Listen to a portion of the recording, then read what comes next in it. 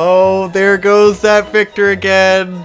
Oh, there he goes making hot takes and talking about the N-word. Saying the N-word. Oh, there he goes again. Oh, what a goofy boy. He can't stop sharing his opinions on the internet, even though he's very avidly against sharing opinions on the internet. Anyways, we're still playing. What's up, gamers? Neo, keep your opinions to yourself. No one wants to hear your fucking opinion. This is the no The opinion internet zone. is garbage. Kill yourself. Wow, Victor, that's not funny. Anywho, guys, we're running out of radio stations, man. Like, we've done so many radio bits that it's like, I feel like we've done every funny song and bit combination possible, you know? Yeah? We're gonna have to start rehashing bits. We're gonna have to, go back to Japan or something. Look at that, headshot that guy and dodge his fucking arrow. God damn. Bitch! Baby back, bitch. So between episodes, I went and spent my samurai skill points. So now we have His combos. triple S. Now I can, SSP. do Whatever. this move. Boom! Whoa! Cool. That guy got fucking Yeah. gored. So High Score Girl, that's what we're talking about. Yes, you said you had more to say. Take it away. I have more of a take on that, because we watched Hot take. Digi and May's review of it, sort of, You in mean their Finish or Finish or Fail, Fail? where they dropped it after episode 6. So I want 7. 7 or whatever. And I would tell them, like, man, guys, if you had gotten, like, one episode deeper, like, you probably would have gotten back to what you enjoyed about it. Because, like, what they liked about it was the main guy's relationship with main girl, and they didn't like what's-her-face coming in and kind of being boring. Yeah. And, like, I would say those like, first few episodes where she comes in are where, like, you don't really know where they're going with her character yet. It seems like it's just become, like, generic romance thing. And, like, it seems like it's losing its way. But then it has a pretty cool, like, big come payoff to that arc. And then after that, I think it gets pretty, like, it gets pretty good until the end, you know? Yeah. And I don't want to spoil it for them. But, Right. Yeah, the things you don't want to say yeah, too much. I don't want to spoil it. But, like, I do think it gets better and it's worth, like, if you already got that far, I think it's worth finishing. And, like, it's gonna get back to what you liked about it. If what you liked was the Yeah. main guy's interaction with main girl. Right. Like, it does still kind of go back and forth with, like, bringing them together and then taking them apart, but, like, that's kind of the point of it, where it's like, you already know that they're gonna work out as a couple, but it's like, it's the circumstances and just getting yeah, there. it's the circumstances of their life that draws them apart, and, like, the reasons it does that makes sense. Like, even in the initial part where it's like, they're together at first, and it seems like, oh yeah, they're getting together as a couple, and then she has to go to America, and then she comes back, and it's like they aren't talking anymore, and it is confusing, like, but they were together, why aren't they getting back together? But it's like, but you have to remember that they were 10, and now they're 12, and, like, Right. you change significantly over those years, and, like, if your friends went away, like, Connor should know this especially, because this is what we did with all of our friends when we were 12, where it's like, you remember that was your best friend, but you're afraid to interact with them again because you don't know if they've changed, you know? Yeah. And that's kind of a lot the uncertainty. interaction there. And then, like, also, what the fuck, he wants his meeting with her to be, like, On equal footing. yeah, on equal footing, and he wants to have their big match, and he's not thinking, like, he hesitates too much in, like, just coming up to her and being like, hey, I love you, you're back, yay! And so that's what, like, upsets her, because he doesn't immediately just, like, come back, and she doesn't want to be the one to initiate start interacting that. with her again. Because she's too stubborn to, like, start that interaction because she wants him to do it. So, like, it makes sense for them to not immediately just, like, get back to where they were, and then there wouldn't be a story if they did, you know? Yeah. Like, the If things story just is about them immediately- getting together. If So, they like, immediately yeah. resolved, you wouldn't have a story. Yeah, there wouldn't be a story. And it's got good payoff, so I would recommend getting back into it. But I think one of the most interesting parts of the show, and sort of like, because Conrad makes the argument that it's just a big ad for all these games, and, like, it makes him feel stupid about it when he's watching it, and they're just advertising games all the time. And I think that's just such a cynical way to look at what the show is doing, and I think it kind of misses the point of why those games are there. Yeah. Because, like, the most important part of the story is its setting. They were very careful about setting it in that period of time where it started with Street Fighter 2 and then there was a fighting game boom, because that's what the story is all about, is this period of time in the 90s when fighting games just fucking exploded, and how exciting it would have been to be a fighting game fan at that time. Like, I think it's really cool, because nowadays it's really slowed down between, like, sequel releases of games. Yeah. Whereas back then it was like, if you're playing in arcade cabinets, then fucking there's a new Street Fighter coming out every 3 fucking months, and then there's all these other games, and there's Tekken, and there's the revolution of 3D games, and it's like all this cool shit going on all at once. And it's really fucking, like, it's really interesting and insane to see, like, to see a show take that on from the perspective of being in that time and really have it sink in just how much happened, you know? Yeah. Now that I'm an adult with the context for, like, just how little time that was, you know? Right. It's like 5 years. And you can see that, you know, the story is being told the story is about a kid from the age of 10 to 14, and just how much comes out in that amount of time, I think is really interesting. And I think it's a good parallel to just how much your life changes when you're a kid between the ages of 10 to 14, you know?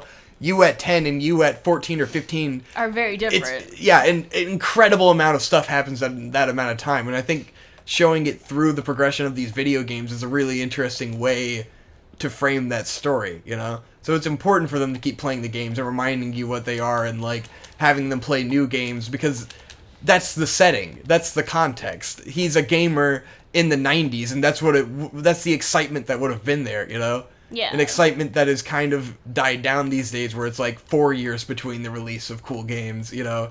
And it's not a revolution every time a console comes out. It's like you're kind of doing the same thing again, but with better graphics, and, like, it's all really slowed down. But it's like, it would have been such a fucking trip to live in that time, you know? And, like, the difference between the console games and the arcade stuff. I think all that's really fucking interesting. So, like, that to me is interesting beyond, like, it's equally as interesting to me as the love story, you know? I don't feel like I'm being just, like, sold Capcom Yeah, it's like, games. what are they selling you? You can't, most of the games what, I'm gonna play, go buy like, a cabinet from the 90s? yeah, Okay. they'll pull out some ridiculously obscure game that, like, probably no one has ever fucking heard of or played. Like, it's more just, like, game otaku, like, jizzing, you know, and, like, reminiscing on the past and, like, what would have been considered revolutionary, you know, because any game they show, it's always like, oh, this game was revolutionary for this reason, and you can look at that and be like, look at the influence of that, you know. It's a celebration of gaming history, and from a context of being in Japan, which is not the context we grew up with in the 90s, you know. I just hit the keyboard. Let me make sure we're still recording. Uh-oh. I tapped it with my foot. I don't know why I put it on the floor. And then you hit it again. Cool story, bro. Oh, god damn it. And then I tried to change the input. Oh, yeah, you're so used to input changing. I'm used to input changing for playing the Switch, but we're recording on the PC now. Let me make sure we're still fucking... It probably didn't do anything because I have the thing open. Okay, yeah, we're good. Yeah, we're good. 8 minutes. All right. Thank God. Okay, cool. But yeah, I mean, I do feel like maybe they have favoritism towards Capcom over other things, definitely. But, like, every person has a console that they favor, so... And it's interesting because, like, I don't know the Capcom side of gaming history. I know the Nintendo side. Right. Which, like, they go out of their way to shit on Nintendo all the time in the funniest ways. By talking about the Virtual Boy. Because Nintendo gets a lot of credit as, like, this gaming history icon when they really kind of aped ideas off of a lot of other people, you know? Or they just, like... They put out the more mainstream perfect version of, like, groundbreaking stuff that other consoles had already done, you know?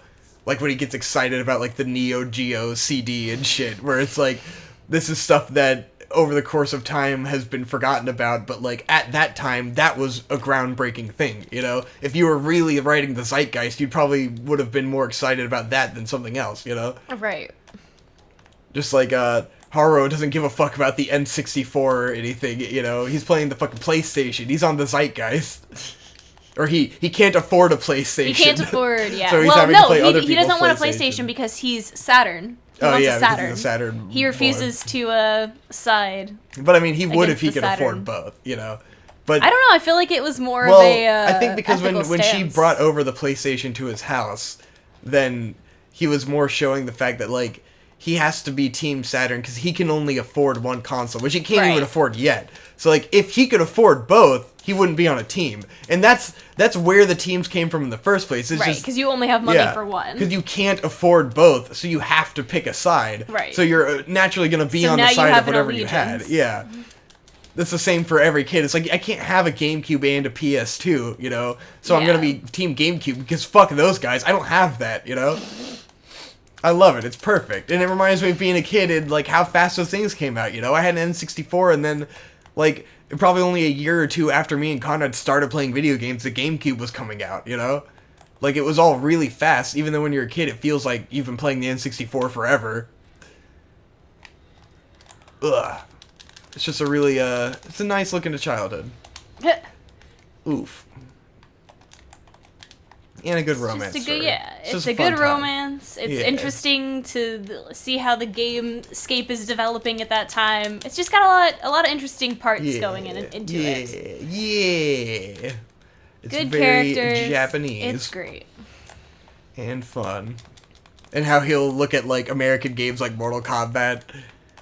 Those are always funny. It's like, look at what the Americans are doing. They, you know, they're doing the same stuff the Japanese are doing, but they're looking at it through this lens that the Japanese wouldn't think about, you know? They put all this gore and shit into the game that the Japanese weren't thinking about at the time. Right. So they're influencing and playing off of each other. It's super cool.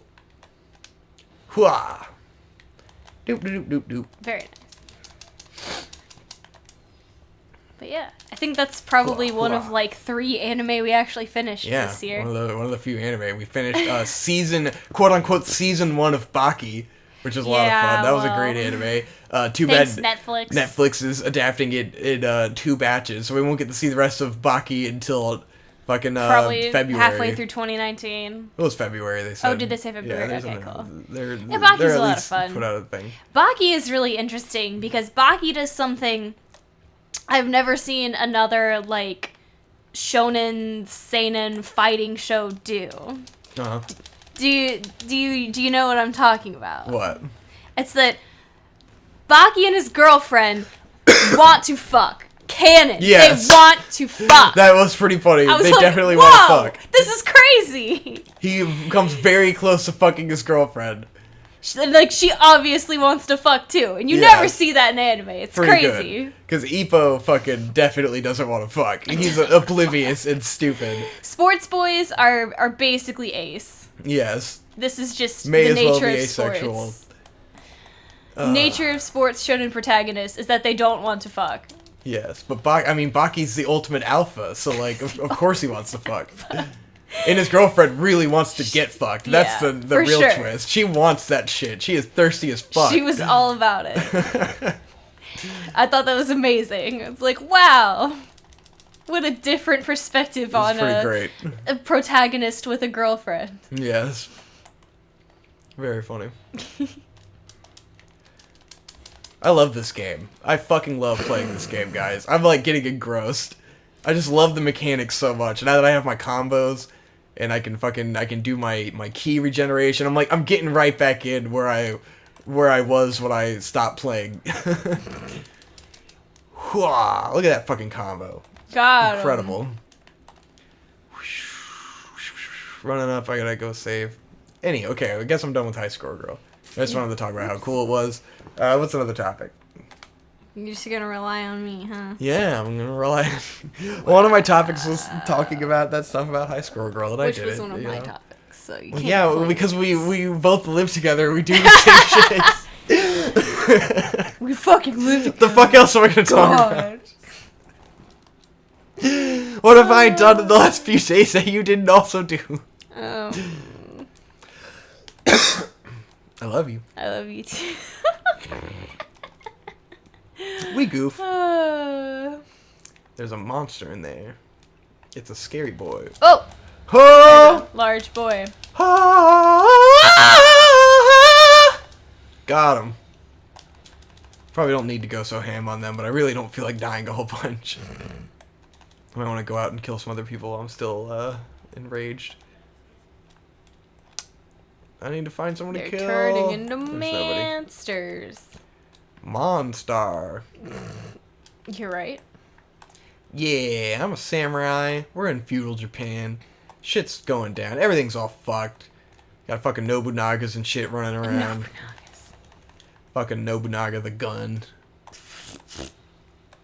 Fucking Nobunagun. That was a thing. Yeah. Wasn't it Nobunaga the gun and Nobunagun were two different shows? I know Nobunaga is its own thing. I thought there was also a Nobunaga the gun. I mean, that's definitely possible. I wouldn't be Maybe surprised. that could just be Nobunaga. I don't know, but I mean, anyways, Japanese Nobunaga do love is Nobunaga. a gun. His thing was having a gun, but a lot of the time he just is now a gun. Now he just is a gun. Some people speculate on whether or not Nobunaga existed or if it was just the word they used for gun. Yes. Or maybe he was a you sentient become the gun. thing you love, which is a gun. Yes. Which is gun. That's You that's how I become want gun. to ascend. Yeah. Ascend into gunhood. I want to become a gun. Yes.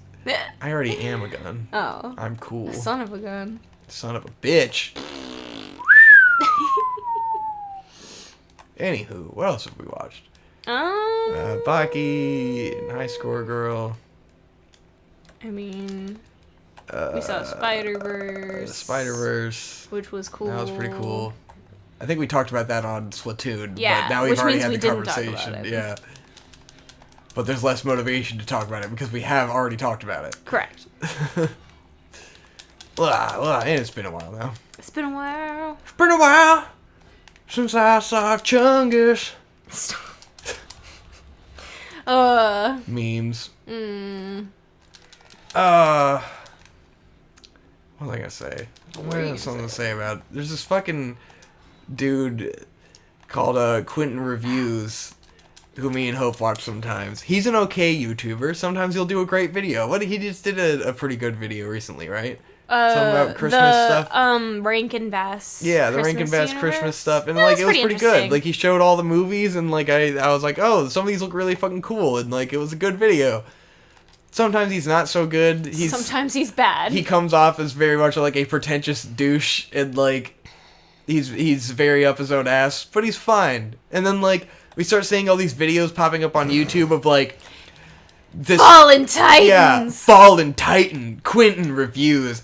There's all this controversy surrounding Quinton Reviews, and we're like, what the fuck did this guy do? He's like so small and inoffensive. Right. He's not even whatever, that big, you know? and he hasn't done anything that and offensive. It's like there's this growing culture of like these people. They're all in the same community because they associate with like Turkey Tom and those same fucking guys. It is in Mumkey Jones, and like they somehow get into like there's this weird little niche of like tiny YouTubers shitting on other small YouTubers. Right. And it's like you watch the videos on this Quinton Reviews guy, and it's like almost literally the same story as what it happened with Conrad. Yeah. Of the same people like outrage drama hitting him. And it's like he didn't fucking even do anything besides like have a couple hot takes, Yeah. you know? Like I can't even cite like what it was that made people turn against him per se, It was except like for kind of low key dissing Turkey Tom, and that's it. And like he just had some SJW opinions that people didn't agree Yeah, with. he's a fucking leftist cuck. What do you want? And he comes at it from that angle of like people who are on the right are stupid kind of Yeah. thing, and so those people get so fucking He went on pissed a off. tirade about how he hates Donald Trump and how we're Yeah. stupid because we elected him. Exactly. Which is like, okay, whatever. But it's like he just had some cares? fucking hot takes. It doesn't really have anything to do with this content, you know. He's fine. It's just his fucking opinion. Like, I understand that, like, people can probably get more pissed off about him because he comes off as such a douche. Right. That, like, you kind of just want to hate him He's for very, it, you know? like, full of himself. He has that, like, obnoxious face when he says things where he looks so serious about it where you're just He like, oh, really dude, does. what the fuck is wrong with you fucking dumbass? But he's not that bad compared to anyone else, you know? Right. And you get he's got, like, 300,000 subs, which is pretty good, but, Right. like, he makes $400 on Patreon, you know? Like, he's not huge. He's No, he he's probably not. has to have some kind of other job, you know? He's getting by at this. He's not a big dude. He doesn't need to be taken down. He didn't say something that was so offensive that you need to be coming after him in these fucking hit videos, you know? But I mean, the interesting thing was that I think he was only in these hit videos by this guy because he was in that podcast with Monkey in them. But that was because there was one video we watched that was all about that podcast, and like they used a bunch of samples from that and then other stuff. Yeah, where there was but Monkey he low-key, Jones. swang on Monkey. And so that means Monkey's White Knights had to attack. Even though he didn't even really. Like, most of it wasn't about it was like a little baby stuff. Twitter diss. Like, for the rest cares? of the video, it didn't have much to do with Monkey Jones. It was mostly him just digging his own grave with but, stupid comments. Part of it was. And he's always being hypocritical in things he says, because he does the same thing Conrad does, where he'll have a hot take, but then he'll come out and be like, it's not that serious, guys. I don't really care. Right. And then people get pissed off about that and be like, oh, he's a hypocrite, blah, blah, blah, blah, blah. But it doesn't fucking matter, because it's not a big deal. Everyone just wants to fucking feed into the drama-verse. People just want drama. Especially these, small-time drama tubers. They just want anything they can fucking get their hands on. And it's like and YouTubers especially who if it's, are within their circle of interest. Yeah. It's like they're just defending guys in their circle of friends. Exactly. And it's so weird and unnecessary. It's and it very all loops into unnecessary. itself. And it's so, it's like there's such bigger fish to fry. Like, there's gotta be someone else you could be more pissed off at who's, like, actually doing something shitty, you know? Right? But I guess it's like Jake Paul. Like, tiny people are gonna shit on people who are just a little bit above them, and then bigger people are gonna shit on people who are, like, way above them, you know? It's that, little fish in a big pond. You're not gonna go after the biggest fish there. You're gonna go after a fish that's maybe a little bit bigger than you. Exactly. People in your community are gonna be watching, you know? It's just so weird, and it's just like, what are you... I don't really get what you want. You just want to crush this guy who's barely getting by, you know? Yeah. It's so cruel and It's not like he's fucking #1 most subscribed on YouTube or anything. He's just some dude. And he didn't really do anything, you know? He just, had a controversial take. Like, whoa, big And even deal. then, I think calling it controversial is overblowing it a little bit. Exactly. It's not even as controversial to as talking his about, community. lollies or anything. Yeah. Like, Conrad had way more grounds It's, to be, way less. people shitting on him, but yeah. So weird. I'd recommend checking this stuff out if you're that fucking bored. And then I'm like, why am I watching this shit? But I'm mostly just curious because, I'm just we curious watched what he this could have guy, done to piss these and people off. Like, what the fuck did he do? And you watch it, you're like, yeah, I mean, he's kind of a douchebag. Yeah, but, why are whatever. you making a video about this? What the fuck? I just don't get it. I love seeing this American ass such face in the non-drama. samurai armor. It's so funny. Yes. He's It's just this literally, big, The Last Samurai. broad-faced dude in samurai armor. And I have no idea what's going on in the story of this game because I've never watched the cutscenes because they're boring and stupid. Wow. And it's like, that's one of the things with reviews of games where everyone has to take into consideration elements like the story. And I don't know what the fucking story is. That has no consequence on my enjoyment of this game. I just ignore it. I just completely ignore it. I just don't watch any of the cutscenes, and it's the greatest game of all time. See, it doesn't seem like the story would enhance the game, you know? My enjoyment of the game is just in the mechanics of the gameplay. So the story isn't really giving me anything, and it seems like it's dumb and convoluted and boring, and I've heard from reviews that it's dumb. So, I'm just gonna ignore the story, and I'm gonna enjoy the game for what it is, which is a mechanically perfect game. It's fucking amazing. Victor doesn't like stories because he can't read. No, because, they all has voice acting, and they fucking talk to you, and it's all this shit. Whoa, this girl lost her eye. But, all the cutscenes are always, dudes sitting around a table, talking about, Japanese history shit or whatever, tactics or some shit. Great. And it's dude, I don't fucking care. I just want to go fucking fight shit. Nah, I don't need to do any of this. Probably buy ammo. What am I doing? This is the greatest game ever made. He says as he's in a menu. Yes. The menus are good. The menus are good. I guess there's so much to do. The dojo. Oh god, I gotta do more tutorials. Oh, fuck. Trying to teach me combos. But you kind of gotta do it to, to get more stuff. And get ninja locks. Maybe we don't need to do that right now. Ninja Got the locks? hidden tea house. Whoa, can That you kind get of stuff you opium can do in there? I didn't think I got this till later. Yes, you can get opium. Pretty sure you can get opium somewhere.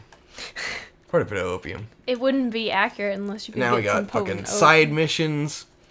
Because between every mission, you got to do the main mission and the side mission. You got to do the side mission before the main mission, or sometimes it closes off the side mission. You can't do it anymore. Or you got to do it to get on the right level of the main mission. It's one of those where it's like, you can make the game harder on yourself by not leveling up and stuff. But generally, you should probably level up or you're going to get fucking creamed. Or you can make it easy on yourself by leveling up too much, like Pokemon. Because it's a fucking RPG game, just like all the others. You have ultimate freedom.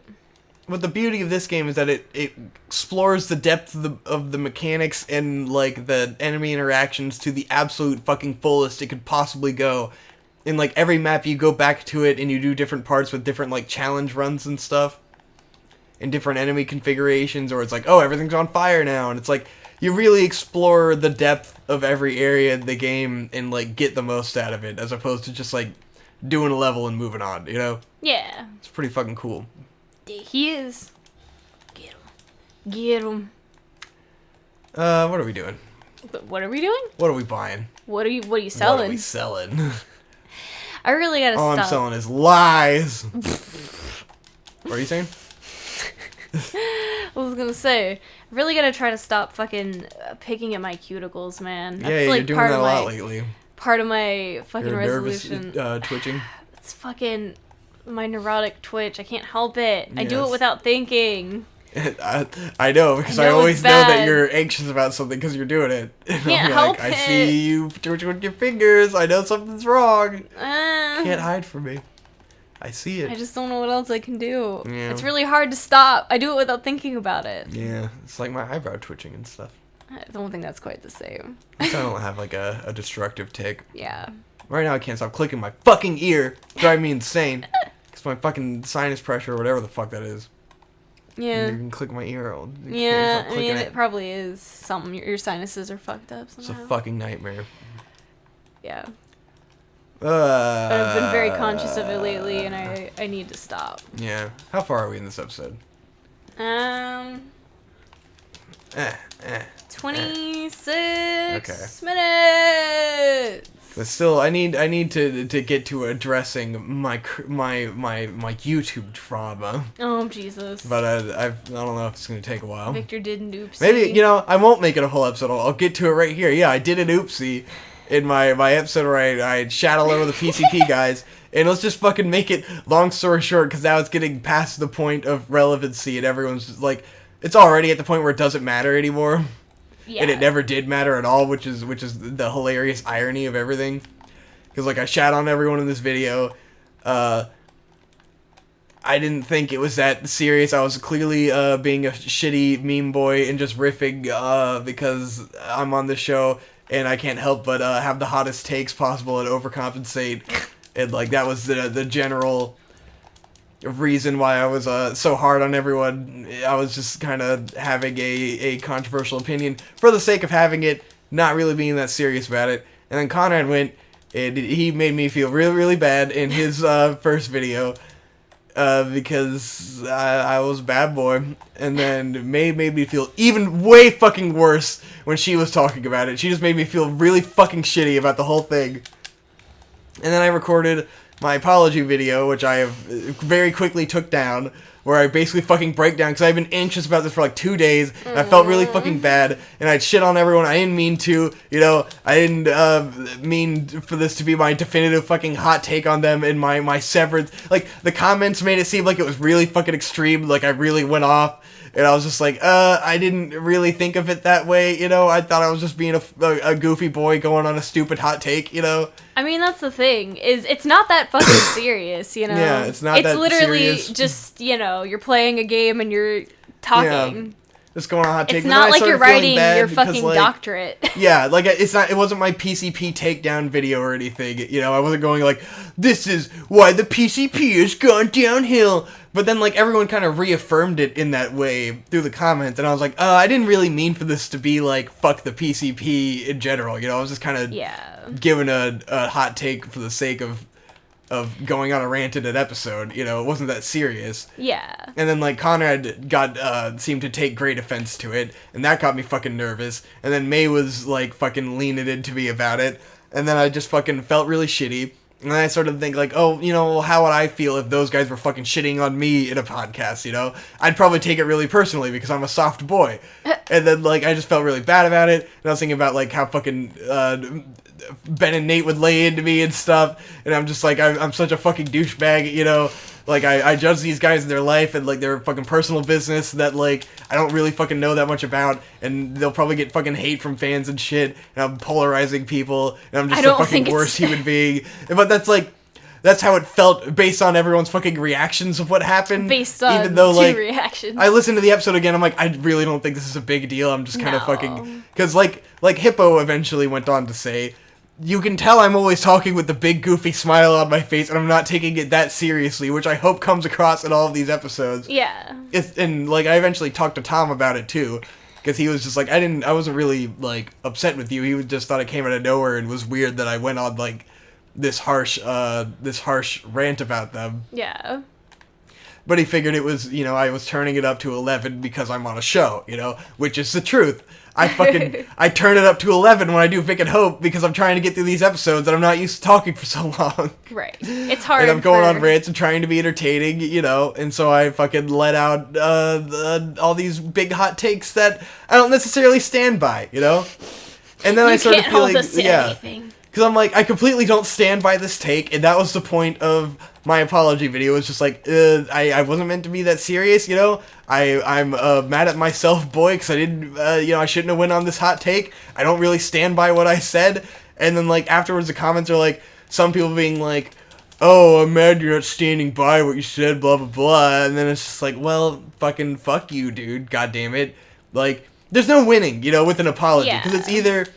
You know, I don't stand by what I say, and I look like a pussy because I back down. You look like a bitch. Because, like, oh, it looks like I'm afraid of what they're gonna do. And it's like, that's not it. You know, I just didn't... I don't like shitting on my friends, you know? I do think of them as my friends, you know? I don't want to hurt their feelings. And when it's that I feel like I've hurt their personal feelings, that I start to feel bad, you know? Right. Which, afterwards, everyone has given their opinions on it now, and it didn't seem like anyone but Conrad actually gave a shit or took it seriously at all. Right. So I didn't need to put out an apology, but I felt really bad at that time. Right. To the point where in the apology, I'm fucking crying like a bitch. Which I made really funny. Hope hasn't heard it. I never played it for her, because I know it's going to be upsetting. But I tried to make it funny. Like, I put the crawling when I started crying and, like, put on-screen text. And, like, I tried to just make it funny. But then, like, the comments on the video were either people being really supportive of me or people who were mad that I, like, redacted my opinion. Yeah. And it's, like, that just makes me feel weird about it, you know?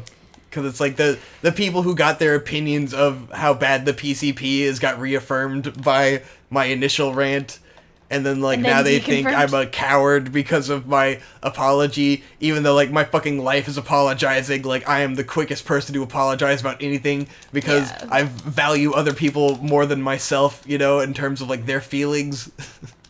And I don't like to hurt other people's feelings. I mean, I just think it says something about the way that things are right now, that, like, in a normal work environment, when you have a normal job, you have to take criticism. People are gonna say bad things about you, and you have to take that, and you can't be like, oh, you hurt my feelings, I'm gonna be upset or whatever, because that's just the nature of working, is people are gonna say negative things about you, and you have to take that like, for what it is, and take something productive out of it and leave the rest. Yes. You know? You don't have to take it all personally. Take out what is helpful and then leave the rest. Yes. But the problem with my criticism was that I am their friend, and I came at it from an angle like they are just some YouTubers who are shitty, you know? Like, I talked about them in the same way that I would talk about JonTron. Like, observations on someone who I don't know who they are, and am just, like, kind of loosely shitting on them because I don't really care, you know? Like, that's kind of the tone I took in my approach to them, which is not how I feel about them. You know, they are my friends, and, like, you don't usually shit on your friends. Like, that's where people would take offense. And then it's like, May came at it from the weird angle of, like, these are your, like, business associates. Like, why are you... I'm like, that's a weird take, but okay. You know, like, it's kind of more of a friendship hanging out thing than, like, this is my potential business route opportunity. Like, I'm very grateful that they were able to pay me for the shit I've done, you know? Otherwise, I wouldn't have been able to do it, you know? Right. Like, I could not be a part of RadCon if I weren't being paid to be there. Yeah. And I hope to be a part of the next RadCon, you know, if I'm able to be there and have the time to do that. But it made me feel really bad. And I felt really bad for shitting on my friends, you know, because it's like, I can shit on them as YouTubers, but I also, like, came at it from more of a personal angle than that, I guess, you know? Yeah, I guess. I came at it from a perspective of, like, what they're doing with their lives and not them and not their in their YouTube channel, content, you know? necessarily. Is that what you mean? And yeah, I didn't give a three-dimensional, well-rounded perspective on the argument because I was mostly, you know, I was giving a one-dimensional hot take, and my goal was not to, like, Conrad's coming at it from, like, all of the flaws in my argument, but it's like I was just going on a rant, you know? Right. Like, I wasn't coming at it from, like, this is my well-researched and reasoned perspective on how the PCP is going downhill. It was just, like, an unstructured tirade that went the wrong direction, you know? Yeah. And I do, you know, in retrospect, I stand by some of the points, you know, I think some of it's valid. I think the overarching point that I was trying to get at, that I did a bad job of conveying, is just that, like, what they are valuing in their life and the way that their lifestyles are, like, most regular people wouldn't look at that and say, I want to live that way, you know? Yeah.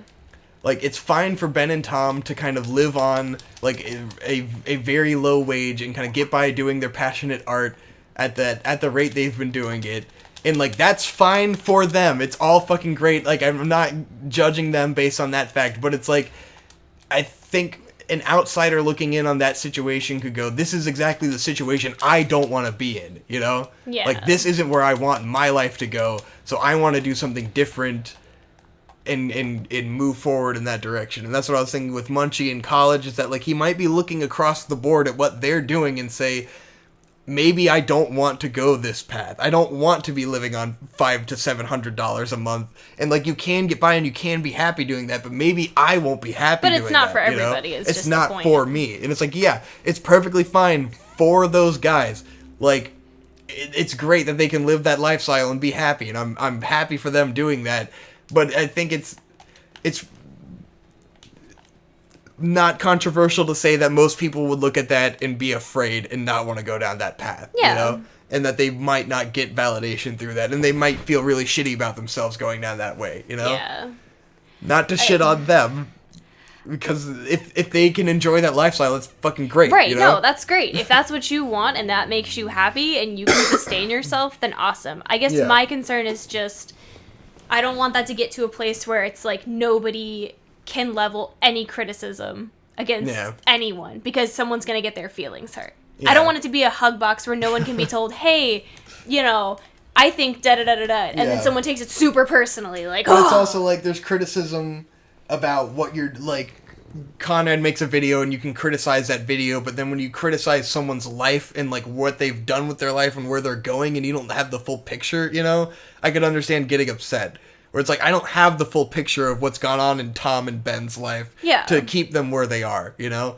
I don't know what their bigger goals are beyond what they described to me in, like, a few interactions we've had in real life and the PCP. You know, I don't have the full context. Yeah. Like, I know Tom has had a lot more go on in his life than just what's presented on the surface. I mean, you know? that's true of everybody. Yeah.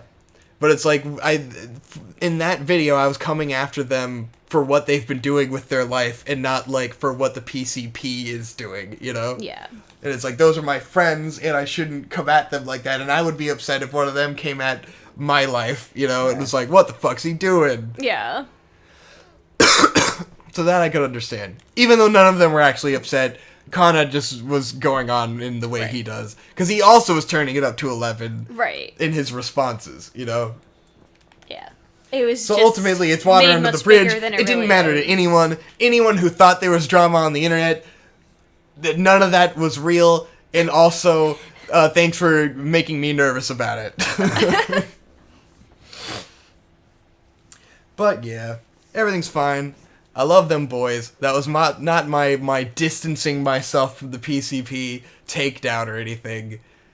It's just a ramble on a fucking podcast show. It doesn't matter. And probably won't put up my apology again because it's embarrassing. And it doesn't need to be on the internet. That's where I was like, because my logic in putting it up was like, there's an apology is a lose-lose situation, you know? Right. Because it's like, especially with the what I presented in the video, it's like it's way too personal. Yeah. And when I was approaching it, like I was so upset and in such a bad emotional state when I made it that I didn't want it to come off as impersonal because I was like really personally invested in the situation, you know? So I didn't want to come out like I didn't want to clap back. Invested. Yeah. It's like I felt like I clapped too hard in the beginning. Conrad clapped back really hard. And then everyone's initial response is to get defensive and defend what they did and say like, oh, I'm right, you're wrong, I'm clapping back even harder, blah, blah, blah, I'm going to win this argument. And that's not how I approach life at all. I go, how do we fix this? Right. Like, I don't like this situation. I'm not going to sit here and be like, oh, I'm right and you're wrong. Like, I don't care at the end of the day. I just want to live happy and have my friends and... You would rather defuse the situation. I would rather than defuse the situation. Yourself. So I'm coming at it from the perspective of let's fucking defuse the situation. I don't need to defend what I did because I do think I was wrong. I was too harsh, you know? I'm not gonna win. And then it's like I can defend a lot of my argument for college and stuff, but like if I put that in the same video as I'm sorry, then I've gotten defensive again, you know? Like I haven't really apologized if I'm getting defensive in the same fucking video. Like I just have to fucking sincerely apologize. And then I did, and I broke down, as I tend to do when I get very emotional about things. Which is more of that, like, frustration cry, you know? Because, like, yeah. Me and Hope are both people who, if we get sincerely worked up, if we're, like, actually mad, we'll just break down. We'll just start crying. Like, if I actually get upset about something, I will just start crying. It's a great defensive mechanism. It's quite horrible. I'm sure Conrad can fucking validate that statement. It's like, if I'm very sincerely worked up, that's the result. That's how you know I'm never mad on this fucking show. Because if I were actually mad, I would fucking break down crying. It's like, I just want to defuse the situation. It's not that fucking serious. Me standing by my opinion on the internet is not that fucking serious. It doesn't matter, you know? I'm not a spokesperson for something. I'm not an advocate for anything. I'm just going on tirades, man. It's just what I do. Had another point about that. The lose-lose situation. It's just like, no one's gonna be happy. Hey, And then it was really, like, the other thing was that I was really making it so that Hippo and Tom could see it. Because they are the people I'm the most worried about offending, you know? Yeah. Like, Ben and Nate, you know, they're thick-skinned. Like, they don't matter. Yeah. Not to say, like, Hippo and Tom aren't thick-skinned, but, like... Right. I just really wouldn't want to offend them, you know? Because I have so much respect and love for them that, like, I don't want to piss them off. Right. Like, I don't really want to come at them. And they didn't seem like they were offended at all, which is great. It's just very sad that I could have pissed off my boys. And I don't want to do that because I'm a nice boy. This is true. And then I was like, okay, well, this is really for them. And then Tom had, like, coincidentally reached out and talked to me about it. So I was like, okay, if I've talked to Tom, there's no point in this being out here. Like, this isn't for the fans. Right. Like, this is a weird personal statement from me to Conrad, Tom, and Hippo. And, like, it doesn't really matter that anyone else is hearing this, and they don't really need to hear it. And now I feel weird about it. And people are saying really positive things in the comments, which I don't think I've earned or deserve, you know, because I feel like I'm the bad guy in this situation. So, like, I shouldn't be getting validated through it. So, fuck this. I'm taking this off the internet. That was my response. I love this game. This game is amazing. Anyways, I guess that's it for this episode. I did it. I explained the mysterious apology video. The mysterious, that, elusive apology elusively video. vanished from the internet. There's no fucking internet drama, you know? And it's all these, you know, it's all the internet drama things that get me so worked up about it, because people just have to fucking blow everything up so fucking far out of proportions when people say things on the internet. It's just fucking nuts. Wah. Yeah. And I don't want to become the next Monkey Jones with the PCP, where everyone's taking my fucking side and shitting on them. You need to get and some being white like, knights. oh yeah, everyone's fucking white knighting for me, coming after the PCP now because they clapped back at Victor. We gotta protect our oh boy. Man, fuck Digibro. Our boy. Ah. I mean, for me, it's just kind of awkward because I don't know these guys well enough to, you know, make a statement one way or another. You know, like I watch some of the content, but like I don't know anything about them personally. So I just have to be like, I'm and it's here. like, what's up? At the end of the day, I shouldn't. You know, I shouldn't talk shit about my friends on my podcast that they listen to sometimes. Especially when I don't mean it seriously.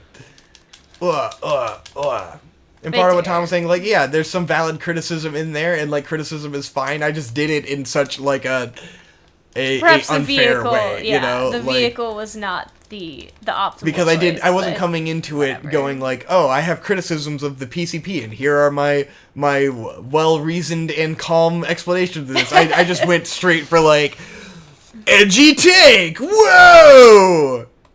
So it's like, yeah, criticizing them is fine, you know, it's just I didn't do it in a good way. Yeah. Especially in a way that Conrad would not clap back to. Because he's gonna hear me be loud and then want to come back louder. Because Conrad is the queen of hot takes. Yes, queen. You know, I was really just pissed off about Pokemon. Like I say in the next episode, like Pokemon. I was mostly mad at them about the Pokemon stuff, and so like it felt okay to be on an angry rant because I had been so angry listening to the PCP like for the last couple weeks and hadn't been able to say anything, and then it just kind of like I was in a sour mood. It was just like angry boy. Uh-oh. I think I unlocked some kind of thing. I feel like everyone's bigger than me in this game. All these guys are so big. Which is so not true to life because like, you're an American and they're Japanese. Well, I'm or European. Britain, whatever, you know. Yes. A person who's I am not a Westerner. Nihongo no person. Yeah. This game is fucking cool. Alright guys, that's it for this episode of DigiBros. Thumbs up if you like this video. Cool please remember to like, comment, and subscribe. Ring the bell. Let us know if you want more Neo gameplay. Every time the bell rings, an angel gets its wings. For whom the bell tolls! Yeah!